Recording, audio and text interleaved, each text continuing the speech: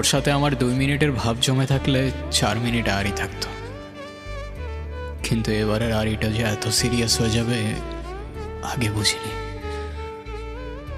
সত্যি বলতে সেদিন আমি কষ্ট পাইনি, বুঝতেই পারিনি আমার সাথে কি হচ্ছিল আর কেন হচ্ছিল। আমি ঠিক জানতাম ও আমায় ভালোবাসে, ওর চোখ দেখলেই বোঝা যেত, কিন্তু এরপর থেকে সারা জীবন ও আমায় অ্যাভয়েড করেছে। কেন জানি না। আর কষ্টটা ওই একটা জিনিস নিয়ে। আমি আজও জানতে পারিনি ইমোশনস পারলে সমস্যা কোথায়। হয়তো আবারও দেখা হবে আপনাদের সাথে অচেনা শহরের কোনো এক স্টেশনে। যদি আমার প্রশ্নের উত্তরটা পেয়ে যাই সেদিন জানিয়ে দেব।